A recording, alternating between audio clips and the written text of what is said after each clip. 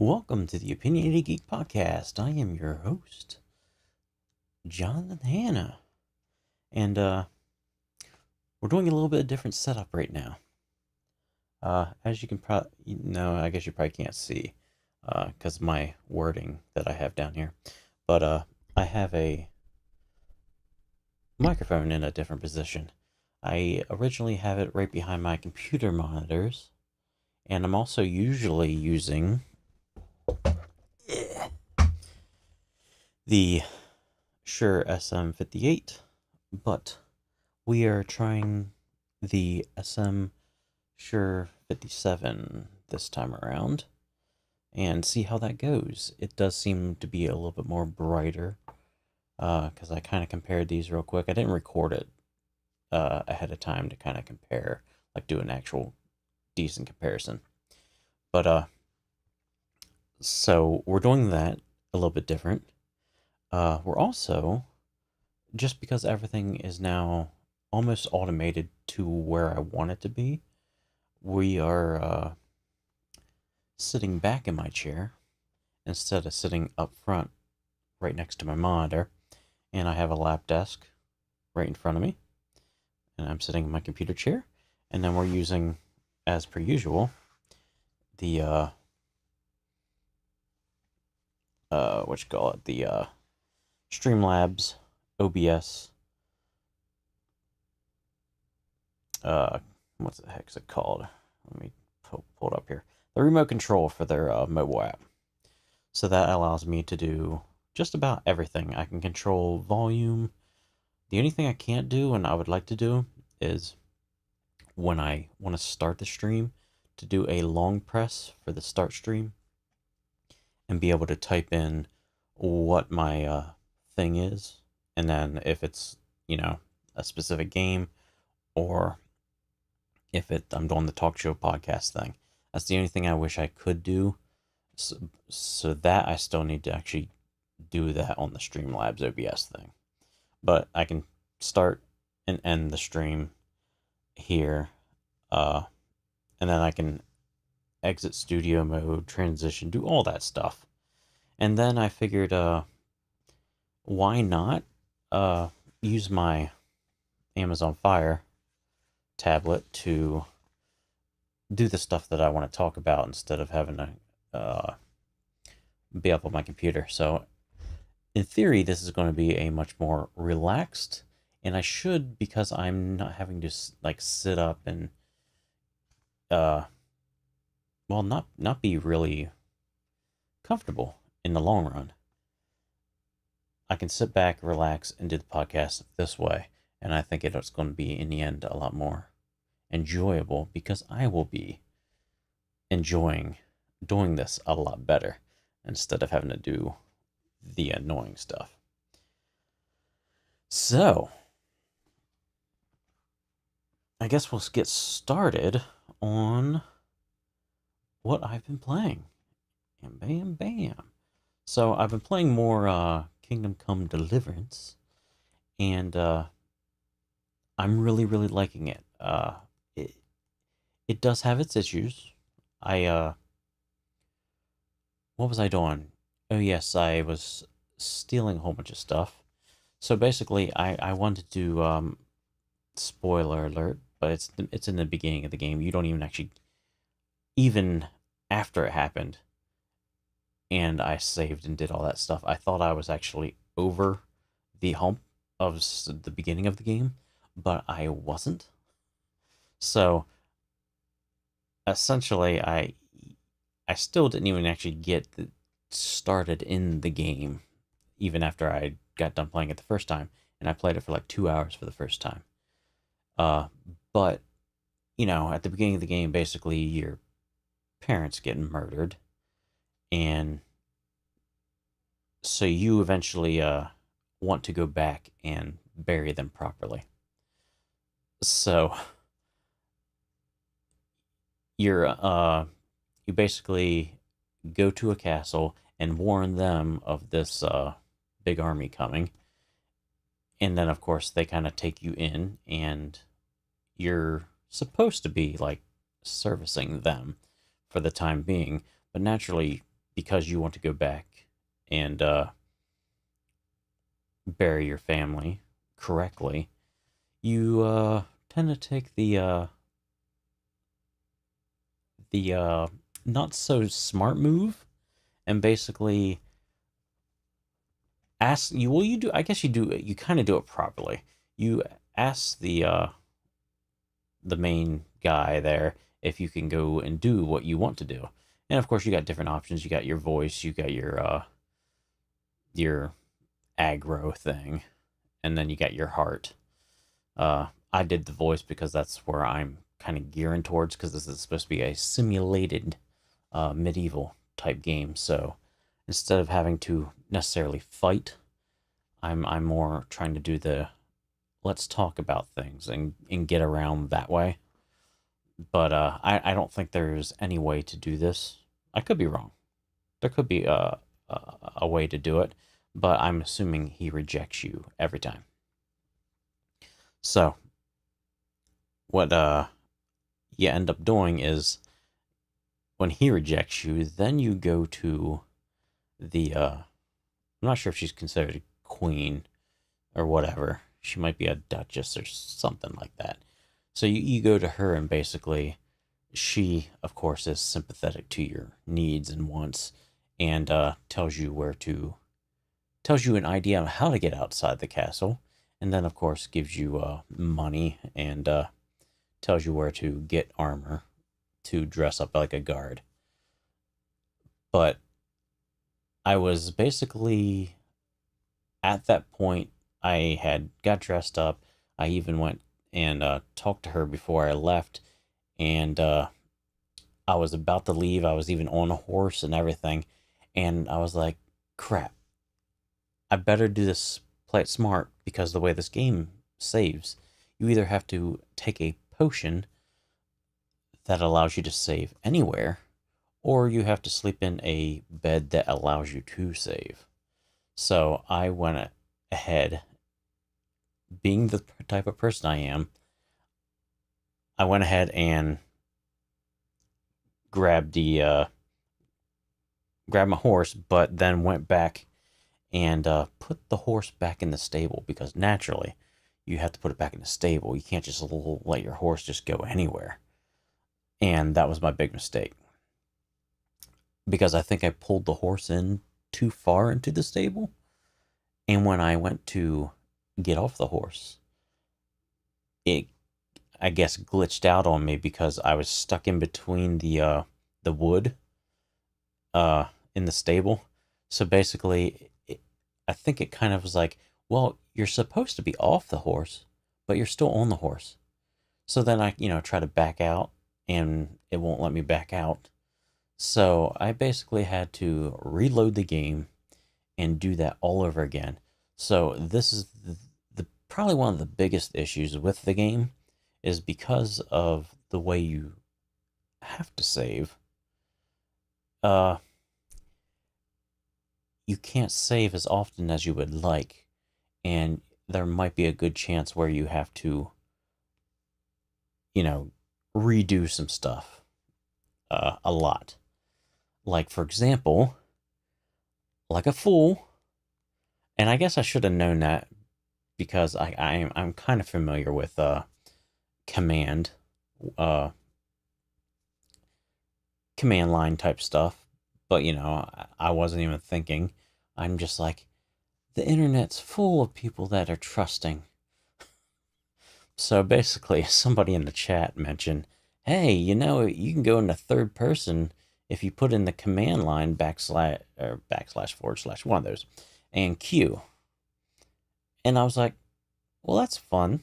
That's good knowledge to know. I didn't do it right away because I was like, I'm busy doing something specific right now. But I'll check it out then. And then after I was kind of done doing my thing, luckily I believe he had left the chat, so he did not see me do it. But I went ahead and did it, and naturally, the whole game quit out on me. So yeah, uh, so I'm done trusting chat unless it's like something that seems reasonable. And I kind of should have known, because I would imagine I would have seen somewhere that this game could go third person. And to be honest with you, I don't even know why I did it, because I don't feel like I need to make this game a third person game. But I figured, if it works, it works. Let's try it.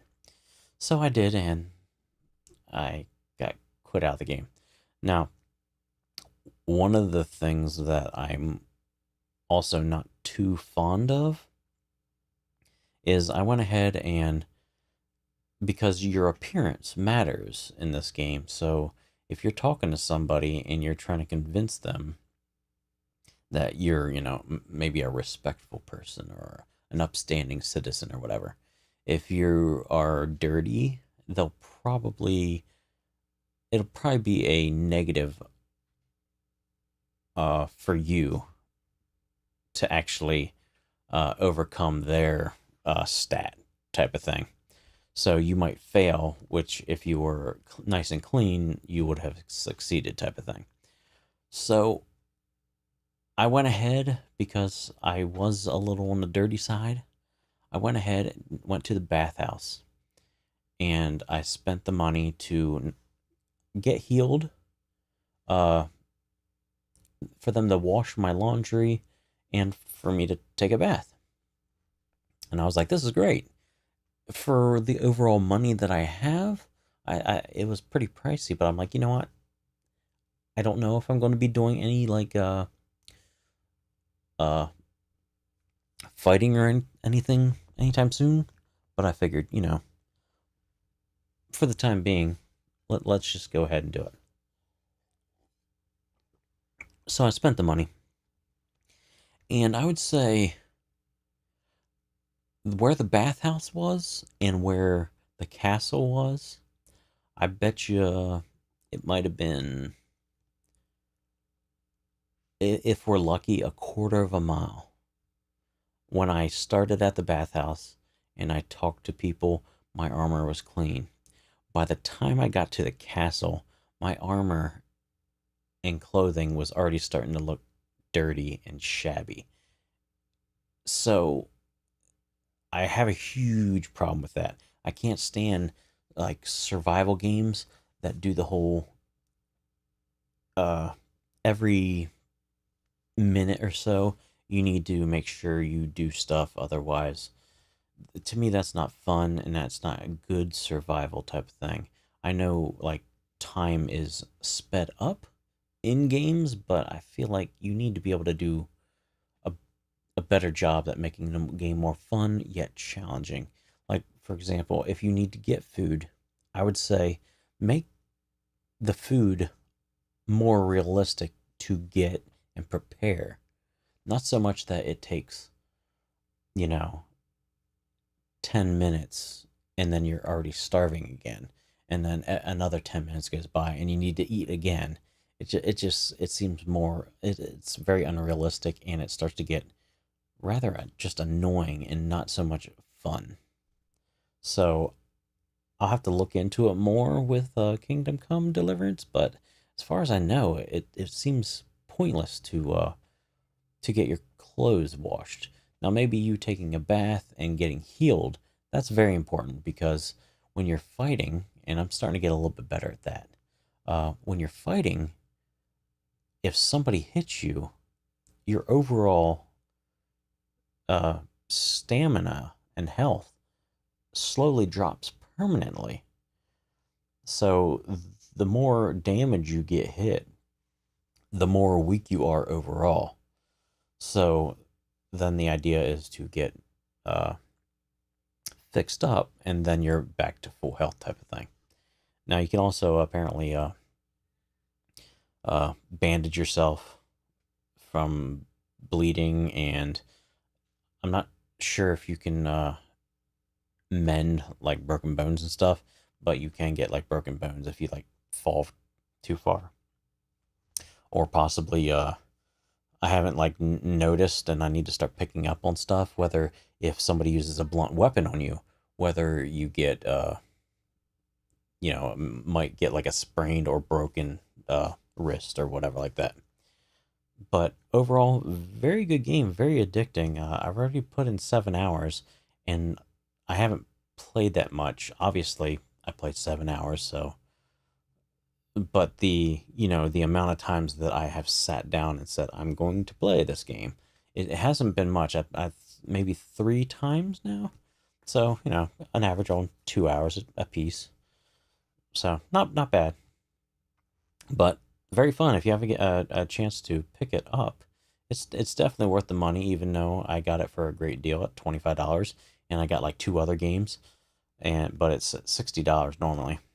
But if you're one of the people that doesn't mind paying $60, it's definitely worth it. Uh, at $25, it's even a lot better. So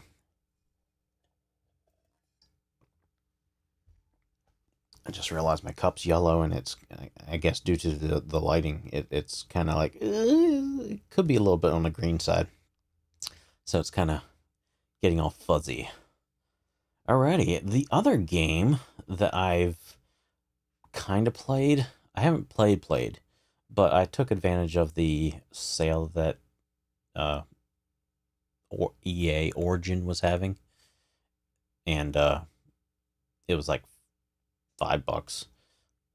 Plus, they had also a deal going where all the DLC or the expansion pass or whatever the heck they're calling it was free. So in the end, I'm like, which is funny because they had the Battlefield 1 standard game, which that's what I got, on sale for $5.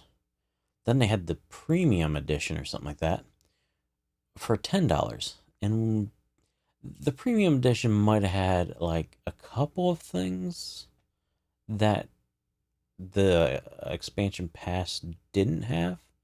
But overall, what you're doing with that premium edition is you're paying for the expansion pass.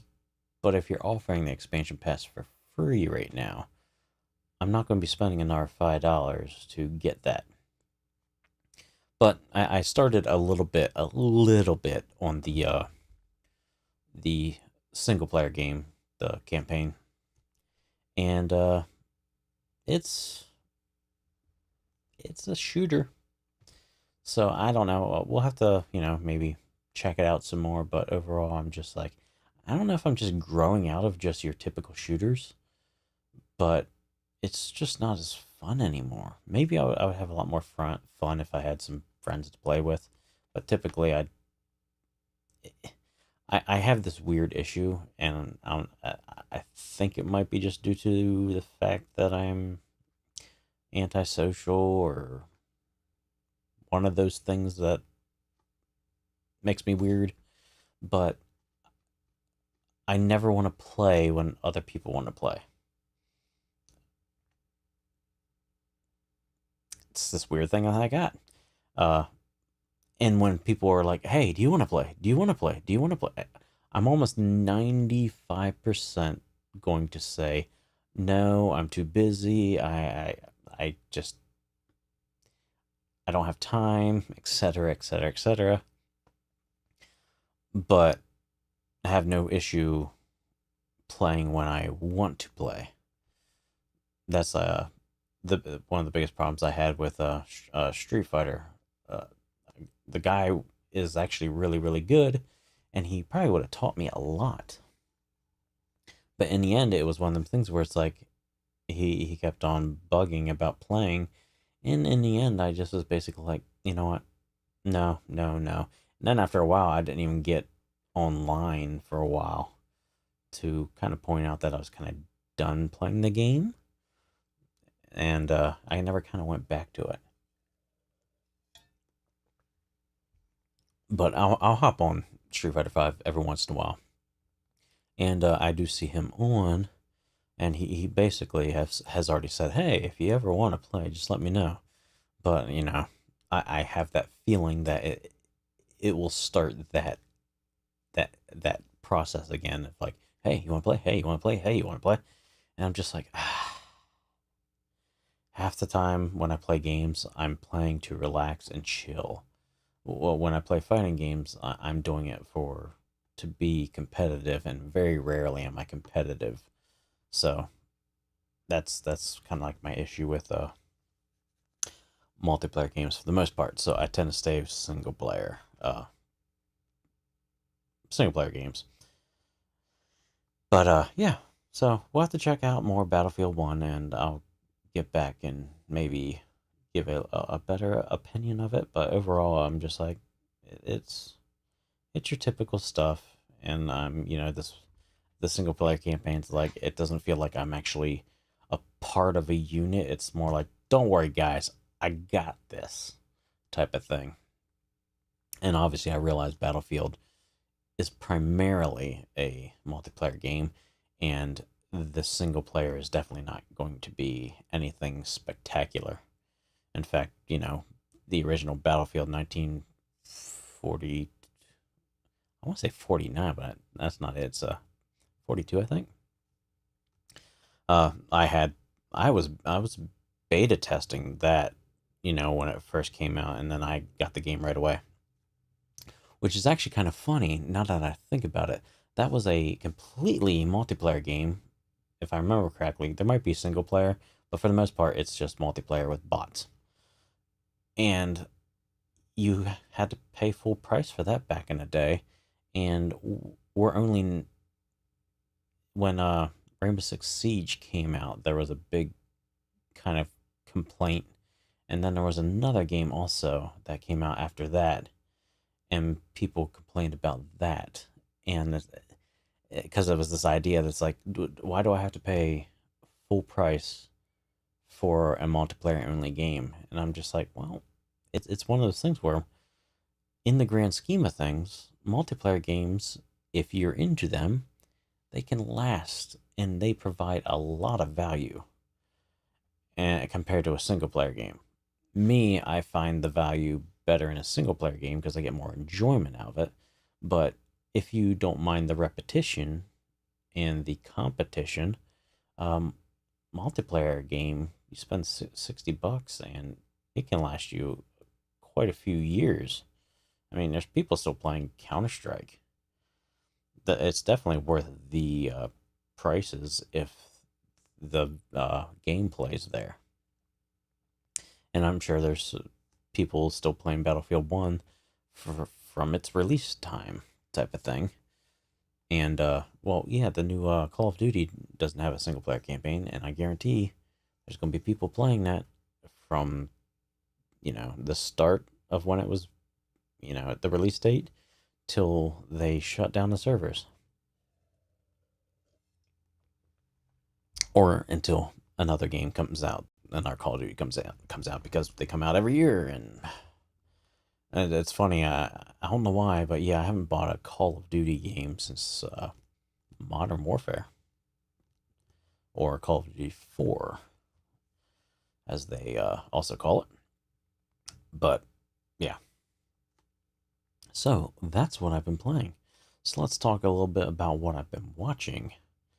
So I was not really sure about how I would feel about this when they first announced that they were going to be making a new Sabrina the Teenage Witch.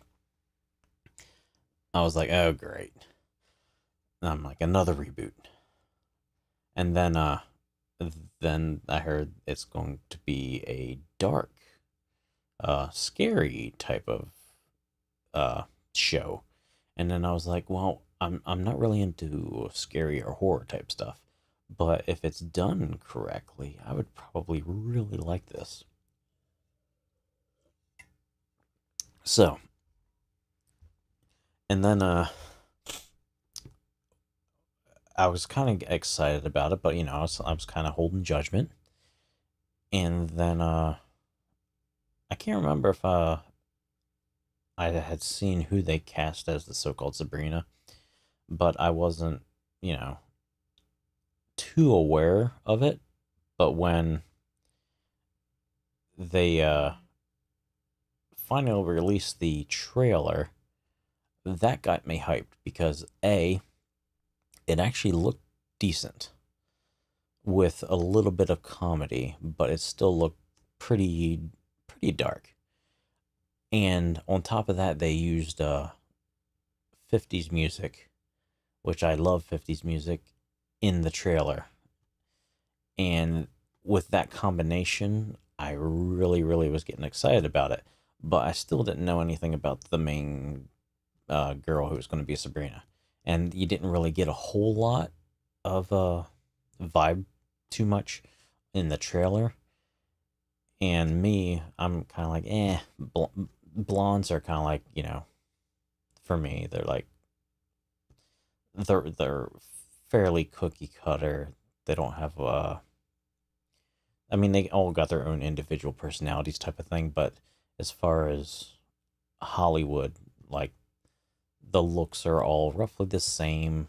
They all have kind of feel like they have like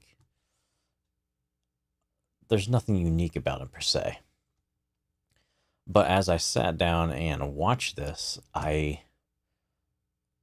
just her little quirks, the way she says stuff, the how she smiles, and all that type of stuff, and I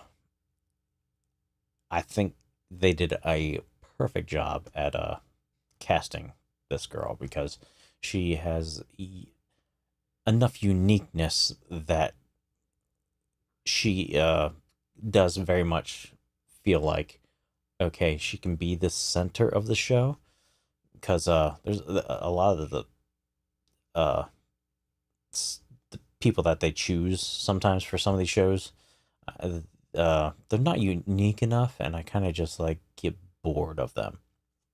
But overall, I wasn't bored with her at all the whole time.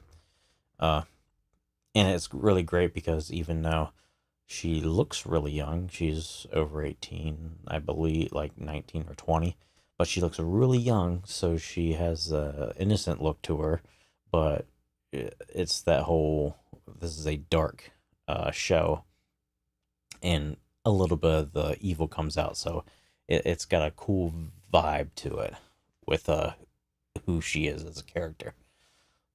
But it does have, to me, like for like example, Daredevil. Daredevil has a we it's hard to describe. It almost has the production of a movie, but is a TV show. And Sabrina is very much a it knows it's a TV show, and it's not trying to deny that, but they're putting on the best effort that they can to make it the best TV show that they possibly can do, if that makes sense. So basically, what I'm kind of trying to say is there's definitely, it looks good a lot of the times, but sometimes you can tell that there is a budget.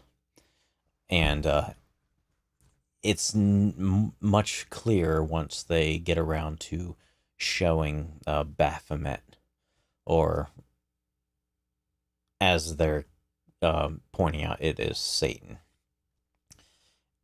which is, the goat-headed god.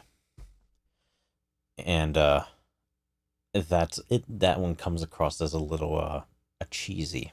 I mean, it looks good for a TV show type of thing, but how I would describe this is, it's kind of like if they did like a Charmed or Buffy nowadays, but didn't have to worry about, TV censorship.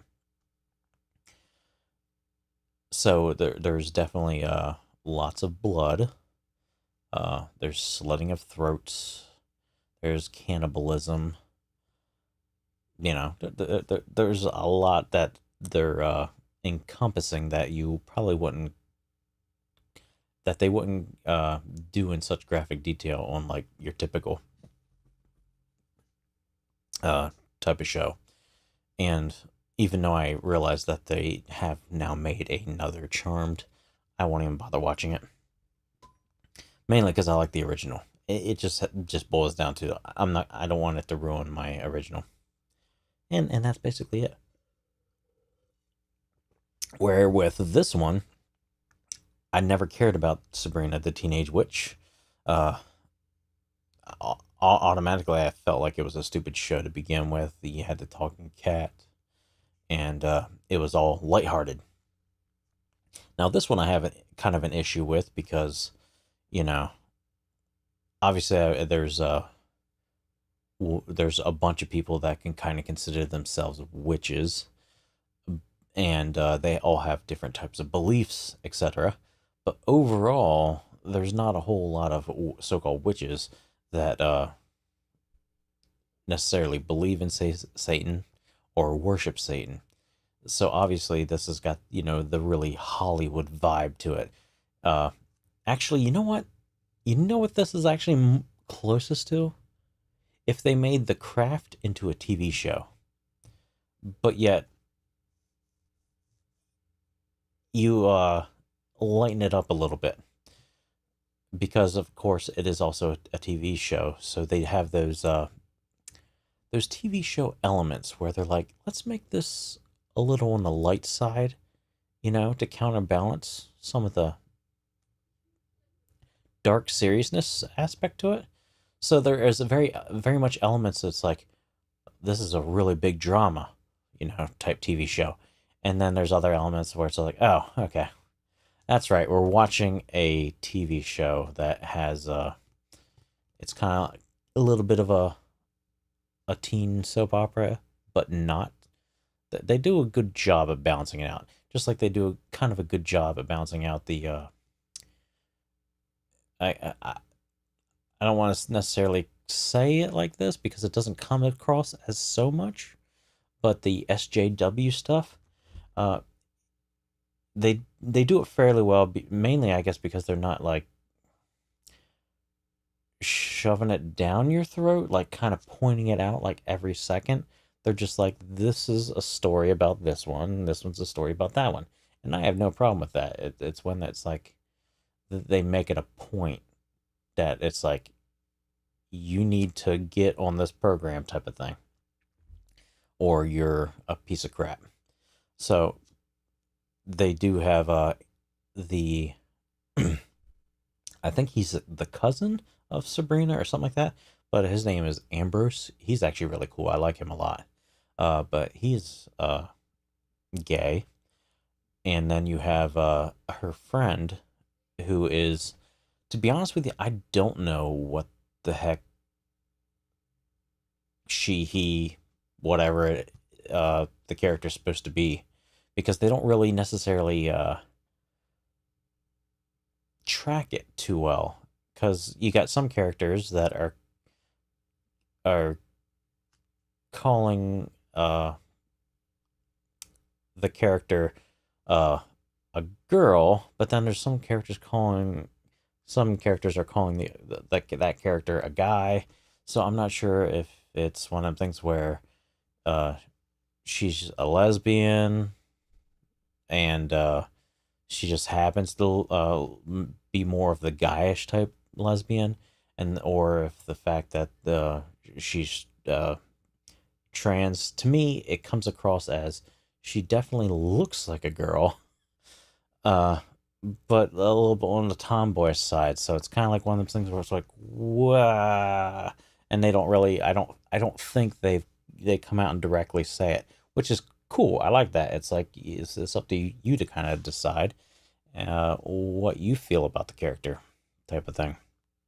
But obviously, if you want to try to talk about it, it's a little bit more difficult. So yeah, that's kind of a little, a thing. But my thing is, this town is apparently, so small, and I've grown up in small towns, and coming across somebody that is not not typical, we'll call it that. So basically, the people that define themselves as their sex and or straight, in small towns, I can't really say that there's. You might find one uh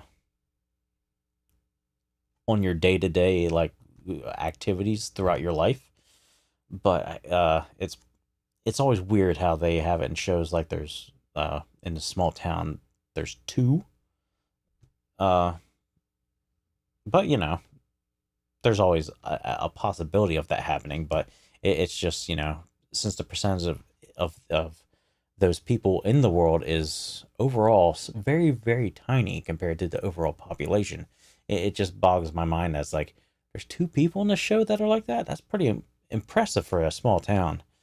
uh but yeah, there's just that I thought was kind of a little on the odd side. uh but definitely a possibility. What else did I want to mention about this? Yes, very, very, very dark. It doesn't come across as like dark at the beginning too much, but the more and more you get to the end of the season, it definitely gets dark. Apparently, they've already set up. They already have season two, uh, already in. I guess on the on the schedule because I looked up IMDb and it says 2019. But yeah, I was a little disappointed with the music though because I really really like that 50s music, and they've only had like maybe two, maybe three 50s tracks throughout the whole season, and I was like, man, because it just went so well uh, with the whole thing. But yeah, definitely one to watch, and I'll continue to watch it as long as it stays like this. I haven't watched Riverdale because I've heard it's very much a teen uh female type soap opera, so it's doesn't sound like my thing. But this is naturally a an offshoot of Riverdale, and they mentioned Riverdale as a town a couple times. But yeah, enjoyable, and if you are interested in something like that, like it, for example, like a more cooler, uh, modern Charmed, or Buffy the Vampire Slayer, or well, I would say it was probably a more accurate detail would be a The Craft in a TV show format. Alrighty, so we will move on to the next thing I watched, and I just finished this uh before I started. So I guess they blew see, here's how I feel like they should do it. They should do very much like albums.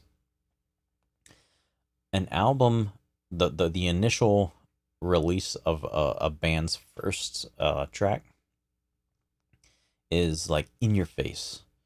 It's like, hey, this is so and so, and this is us. This is who we are.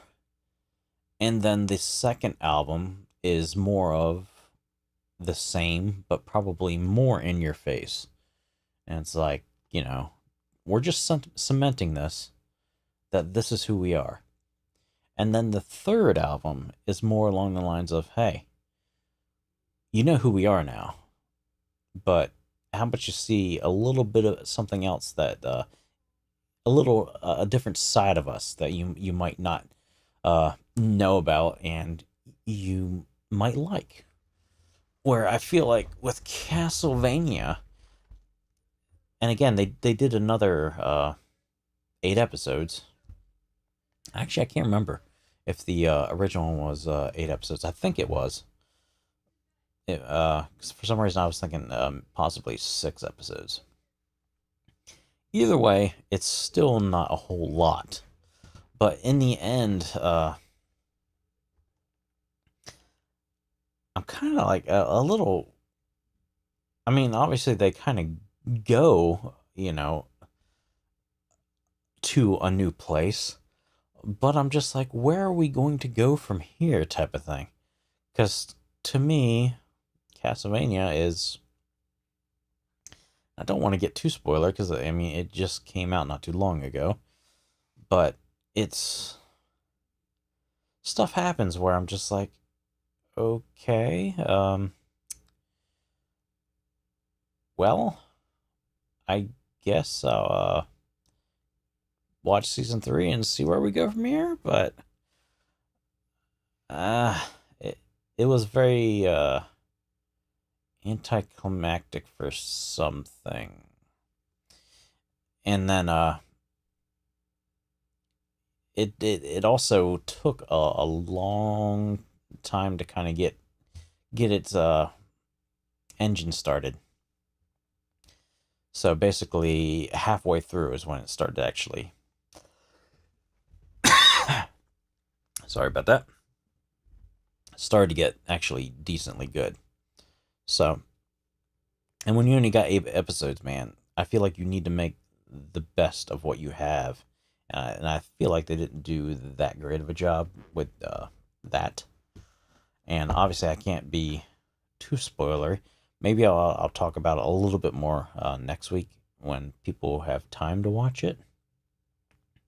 But yeah, kind of disappointed with it. It still was enjoyable enough that I actually watched it all. It's not like a Luke Cage or Jessica Jones where I attempted to watch them, I just couldn't get into them. Uh, and then I'm basically to the point where I need to watch Daredevil season 3, but even that one I'm just like, okay, we'll get to it. But because I haven't been into Jessica Jones, Iron Fist, or Luke Cage, I haven't even watched The Defenders. I'm just like, man, we'll get to see Daredevil because that was the only one I really really liked. But you know, it's like, well, why bother at this point, type of thing. So we'll see. It was good as far as like just being more adult anime style type stuff, but I it wasn't as impactful, I feel like, as the first season. But we'll have to also check out Goblin Slayer. Uh, without having really any anime fan friends, I've already come across 2 people to say you need to check out Goblin Slayer. So we will have to check out Goblin Slayer. All right, now we'll get on to news. Let's see how well this works out, because I will have to admit, my biggest one of my biggest complaints with the Amazon Fire tablet is, and I'm not sure if I just got a bad one or if newer ones or older one models are better, but the Wi-Fi, the wireless adapter kind of sucks on this thing and will have issues connecting sometimes. All right, so let's get rid of that. Let's transition. Layers of Fear 2 has been announced. And if you don't know what Layers of Fear is, again, I'm not a horror fan. In fact, actually, how I've so-called played this is I watch Scary Game Squad on Jesse Cox's channel, and they played this, and I bought it because I enjoyed it so much. But does it have a due date, or did they just kind of say, "Yep, it's coming out"? Should know what platform.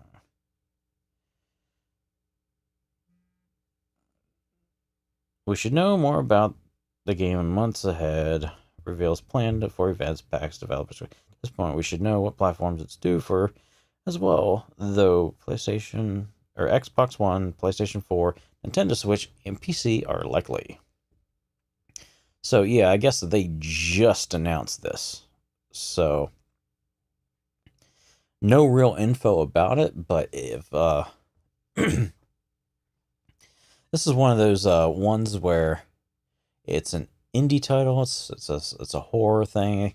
It kind of gives the vibe that it's kind of like PT inspired, like 5,000 other indie games out there that are supposed to be like scary games. But this one is a really trippy one. I don't recall if there's anything that will actually kill you in the game, but it's just a very trippy psychological extravaganza essentially. So if you like more of psychological instead of like jump scare scary stuff, Layers of Fear is definitely worth your time, and it's done very well.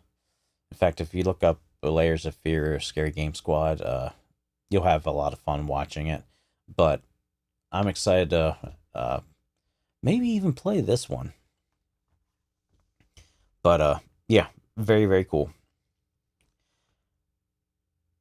And yeah, since they haven't really announced anything, I guess we'll just say, hey, Layers of Fear 2 is announced. All right. And then there is this one. We got Xbox Game Pass is coming to PC. Now, I'm not really sure what that really means because apparently, and I haven't done it because I hate the Windows Store, but apparently, if you have Xbox Game Pass even now, you can technically play like Horizon, uh, the card game, not the PS4 game,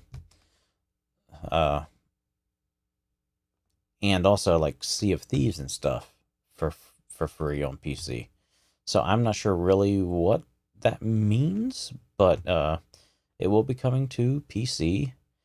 And what I'm hoping that means is we're going to get more games being ported to the PC to make this pass worth more and allowing the PC people to enjoy, I don't even know how much it is. It's like $10 a month, and you get all the kind of games that you want to, as long as your hard drives can download that many games. You can have as many games that they have, download them all and play them all, every day, and enjoy the Xbox library type of thing. So that'll be pretty cool. I'm not sure if I'll actually ever do it because, I mean, it's nice and all, but I hate subscription stuff. But I think it's cool that they're giving this an actual option for people to play as. But yeah, I can stay completely away from subscription best. And speaking of Microsoft, I thought this was kind of interesting. I'm not sure how I feel. I still feel like seeing that as my iPad is 4 years old and it's still rocking. I've only come across one thing in the GarageBand app that basically I can't use because my iPad's too slow. But which is the Alchemy synth that comes with GarageBand. I can't use that in my iPad. I can use it on my phone though. So yeah, I feel like the iPad is still a really really good machine, and even now with since Apple is not lying to us and allows the phones to be unrestricted with their power, the even the iPhones are pretty still kicking. I have an iPhone 6, and even since I've upgraded to 12 on iOS. It still works nice and quick and zippy, and yeah, and it's a super rarity considering I've had multiple iPhones now, and they usually last only around 2 years because, well, we found out that Apple's been slowing them down to save battery for us, the consumers. I'm like, no, you're ruining my experience. That's all you're doing. If I need a battery, I'll get a battery. It's worth the money to put into it. But you just want us to buy another phone. That's the reality. You're not trying to save us, save the battery. You're trying to get us to buy another phone. So they announced, though, that the new iPad Pros. I guess this is just an inevitability. The new iPhones, of course, they don't got a home button. I can't stand the fact that they don't got a home button. Let's, well, no, because it's still kind of, I'll get to the Xbox part in a minute. But, yeah, so it's just, I guess, an inevitable conclusion that I just need to realize if I want to stick with Apple. They're going to be, well, I mean, even Android, I'm going to assume they're going to even do stuff that I don't like. In fact, they've been doing stuff that I don't like for a while now, because I like physical buttons. And it's bad enough that, cell phones only have an limited amount of physical buttons to begin with, but I enjoyed my home button on my iOS devices. I don't mind having a fingerprint reader, even that makes me feel a little bit uncomfortable. But, I can, if somebody's going to force me to use my thumbprint to unlock my phone, I could at least fight it off a little bit better. With face recognition, I can't really fight that off. All I gotta do is point the phone at my face, and the dang thing's unlocked, type of thing. So I have an issue with that. Now, in theory, I think you can use it without it. I don't know, because I haven't really bothered with the new ones because I don't like not having a physical button. But I think that's just the reality of the situation. But some of the stuff that I do like that they announced, but they didn't, announce the new iPad Pros. And of course, one of the things is it's, almost completely bezel-less. Still is a little bit of a bezel, but there's no notch. And of course, there's Face ID. But yeah, they are supposedly boasting that the new iPad Pro is as powerful as the Xbox One S. Now, I don't know if it necessarily would be or not. But then again, you got the, the Microsoft Surface Pro that is, if you can spend the money, it's a powerful laptop, like a gaming laptop, essentially, that is in tablet form.